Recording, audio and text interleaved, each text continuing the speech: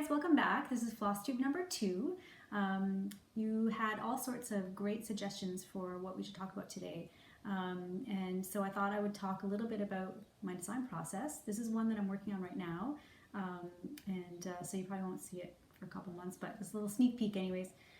It's a mermaid one, and so I'll show you how I get from sketch to final thing. So this is the sketch.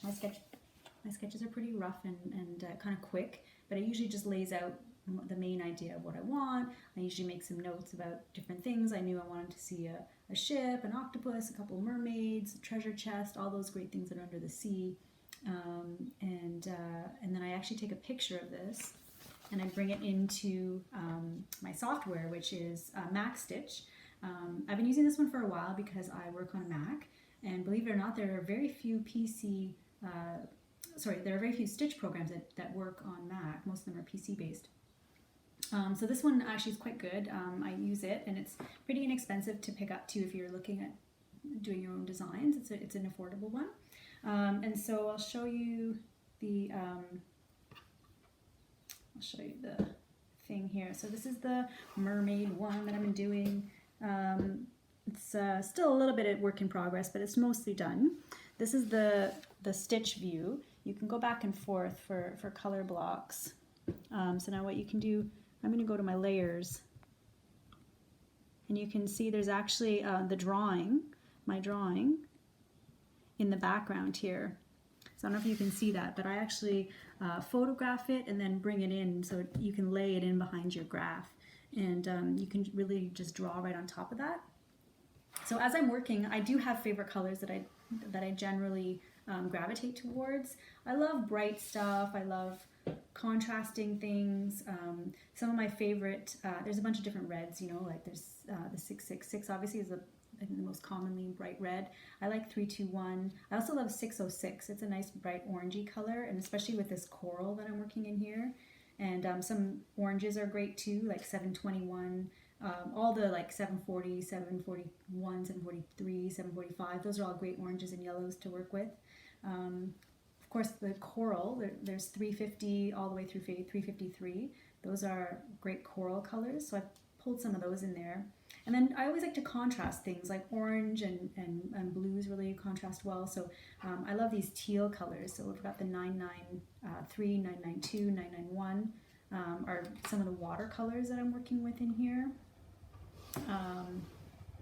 I grabbed some, I didn't show it in the threads, but there's some white just to make it pop. And then I pulled in 792, which is a really dark fun blue for some background stuff. So that's kind of where I'm at there. And the nice thing about working from a computer is that, I tend to like copy and paste and delete and do over until I'm really happy with it. Like this background has moved around a little bit, and I like to move the things around until they fit just perfectly. So working on the computer is really great. Normally, you can see from the sketch, it's close, but I generally move things around a lot more than what the initial sketch is. You never know. I always like the finished piece is always a little bit of a surprise, right? As you're working and things change and ideas come as you're working with it. So for me, it's I enjoy the process of the design, and you're never sure exactly what the final piece is going to be, but it's always fun getting there. So that's kind of my design process. I'll show you another one just quickly. I'll show you the final one, which is from Cross Stitch Crazy. I don't know if you can see this little itty bitty guy on the top there, those tropical flowers. So these were in the June 2017 issue, and that's their lovely styling of it. They did a wonderful job. Looks really great, nice and bright.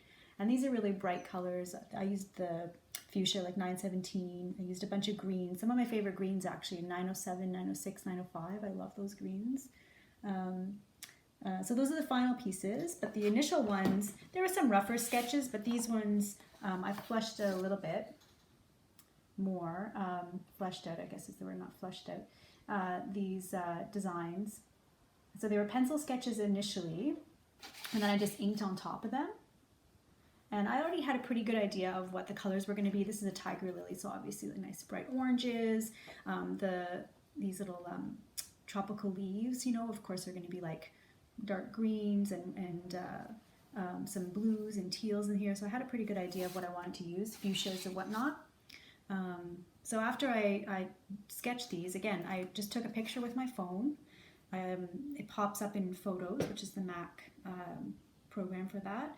And I laid it in behind the graph, and then I just drew on top. A lot of the times, if something's gonna have a lot of back stitching, I do the back stitching things first and I fill it in with color. For this style here, where there's not a lot of back stitching, you know, you just fill it in with your stitching colors right away, and then you can add little touches of back stitch here and there. And that's kind of the basic process that gets done every single time. So in terms of programs, I would say MacStitch is really great. I just recently started using Cross Stitch Professional, which is a really great software. I'm really enjoying using it, actually. I use it for commissions and things like that, and I've just started switching over my own stuff as well. I actually had to partition my Mac, which was a whole other thing. So I have a iMac in the other room, and I actually partitioned it, so I've got it running Windows on one side of it, so that you can so I can run this program that runs on PC, and that's been really interesting too. So yeah, I hope that was interesting for you guys. I think that's about it.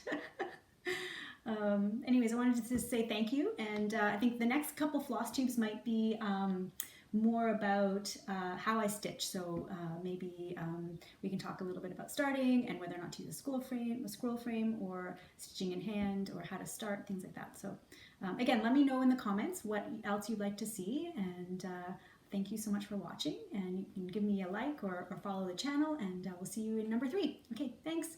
Bye.